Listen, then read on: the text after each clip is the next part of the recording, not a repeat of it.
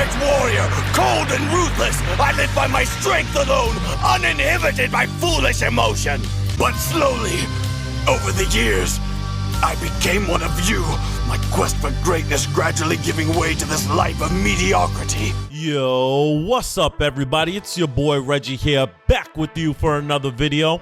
Welcome back to the House of Animation, where we have discussions and reviews about our favorite anime and cartoons. And today's video is going to be a character discussion because I want to talk about Vegeta. I want to talk about why I feel like Vegeta became a better character than Goku. I feel like Vegeta's character development and arc throughout Dragon Ball Z is severely underrated, and people don't give him enough credit because they're always sucking off Goku. I want to talk about it. But before we get into that, please make sure to like, comment, subscribe if you like this type of content, and without any further ado, let's drop the intro.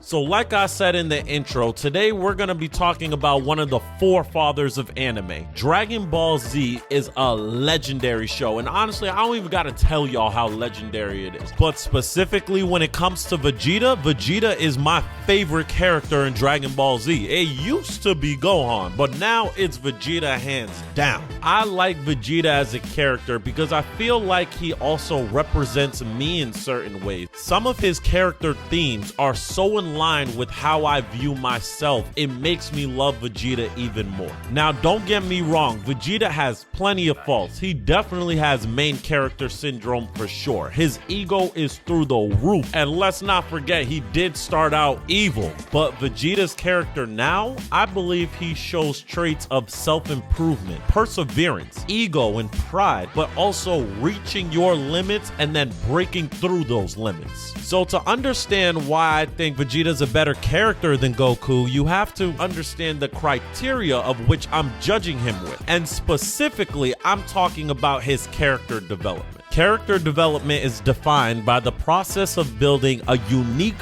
three-dimensional character with depth, personality, emotions, and motivations. The character's backstory, the character's flaws, their goals, their personalities, and their motivations. All of these are important to establish great character development. It's also important to note that we don't have to agree with the character, we don't have to like the character, we just have to understand them and understand why they are what they are. Now that you guys understand the criteria of which I'm judging Vegeta, now we're gonna get into Vegeta's backstory because that's gonna be important to understanding who he is. So Vegeta was born on planet Vegeta. He was the son of the king of the planet. He is the prince of all Saiyans. Born with exceptional fighting abilities, he was already an elite fighter when he was a child. Mind you, the Saiyans are a planet of warriors where strength means everything. So when we meet Vegeta in DBZ, we see him as someone who didn't care about anything, just wanted strength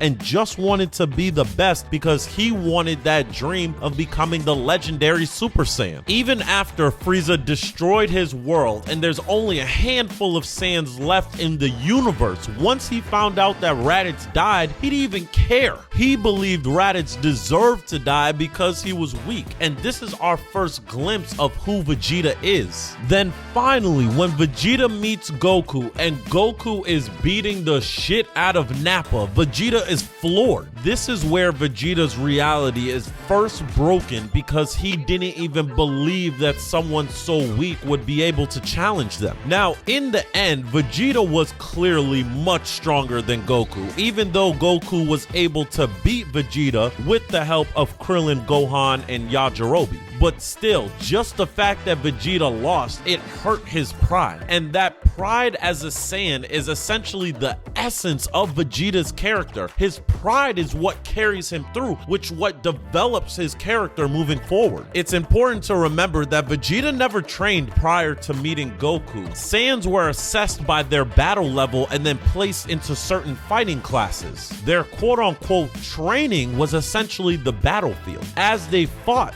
they became became stronger. And if they didn't, they died. So the next we see Vegeta is on planet Namek, and when we get introduced to Zenkai boost when it comes to the Saiyans. See, when Saiyans get injured within an inch of their life and then get healed, they actually get a boost in energy to where they're stronger to when they originally were. So battle is how Vegeta constantly got stronger. He didn't get introduced to training until he met Goku, who by the time Goku, when he got to Namek, was just as strong as Vegeta, if not stronger. Vegeta was shocked to see what Goku was doing to the Ginyu Force. Now our next big moment of self-reflection for Vegeta is when he went up against Frieza. Now although he was fighting somewhat comparatively to Frieza before he transformed, after Frieza transformed, it was no competition. At this point in the story, the greatest moment of Vegeta's life, where he put everything, all of his power and will and frustration into attack that would go hurling at Frieza, Frieza just kicked it aside like it was nothing. And in Vegeta's dying breath, tears of anger and frustration about his pride and what happened to his people start running down his face. Frieza enslaved his people, murdered his father, and then lied to Vegeta to have him continue working under him. And now Vegeta, with all of his pride and bravado, has to ask someone he doesn't even like to take the hopes and wishes and frustrations of an entire race and culture, put it on his shoulders, and become the Super Saiyan to defeat Frieza. Become the thing that Vegeta wished he was the most. Now, after the Frieza saga, in this huge character-defining moment for Vegeta, we see him start to live on the planet Earth. Now, between the Frieza saga and the Android saga, there's a 4-year time skip. And in these 4 years, Vegeta is living with Bulma, and he starts to train so he can be stronger than Goku, now understanding the importance of it. Vegeta is doing everything he can to be ready for his next battle with Goku, training his body as well as his mind. He finds out that when Goku was going to Namek, he was training under 100 times Earth's gravity. So you know what Vegeta does? He trains at 300 times Earth's gravity, and then eventually makes his way to 450 times Earth's gravity, pushing his body to the limit because he wants to be a Super Saiyan. And in between that time, before the Android saga, we see that Vegeta was finally able to do it. He even tells us how himself.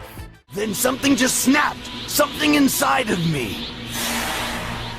No, no more! That's it! I don't care! I didn't care anymore. I didn't care about being better than Kakarot. I didn't care about being a Super Saiyan. I didn't care if I lived. I didn't care about anything. And then it happened.